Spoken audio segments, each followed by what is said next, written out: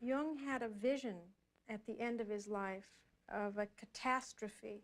It was a world catastrophe. I don't want to speak much about it. One of his daughters took notes and after his death gave it. And there's a drawing with a line going down, up and down, and underneath is the last 50 years of humanity.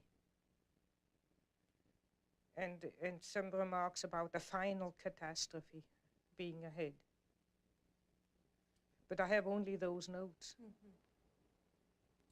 What is your own feeling about it, the world situation? Well, one's whole feeling revolts against this idea. But since I have those notes in a drawer, I don't allow myself to be too optimistic. I think, well, we have always had wars and enormous catastrophes, and I have no more personal fear much about that. I mean, at my age, if you have anyhow soon to go, so or so, egocentrically spoken. But the beauty of all the life, to think that the billions and billions and billions of years of evolution to build up the plants and the animals and the whole beauty of nature, and that man would go out of sheer shadow foolishness and destroy it all. I mean, that our life might go from the planet. And we don't know. On Mars and Venus, there's no life. We don't know if there's any life experiment elsewhere in the galaxies. And we go and destroy this. I think it's so abominable. I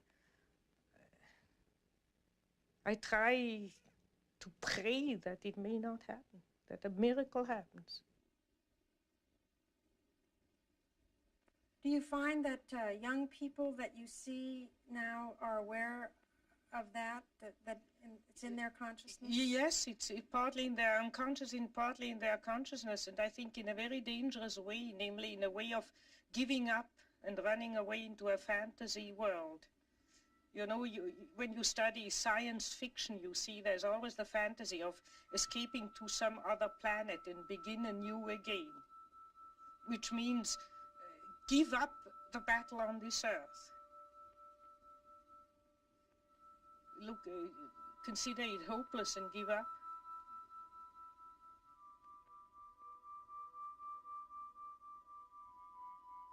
I think one shouldn't give up.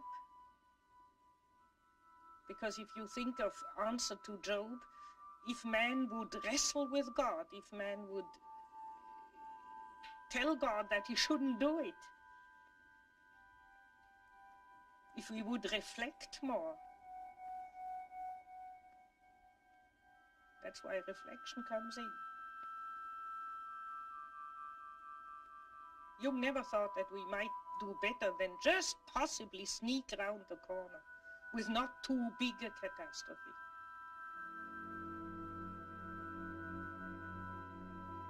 When I saw him last, he had also a vision while I was with him, but there he said, I see enormous stretches devastated, enormous stretches of the earth.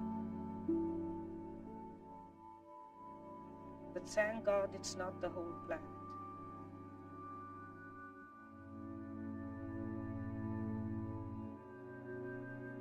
I think that if not more people try to reflect and take back their projections and take the opposites within themselves, there will be a total destruction.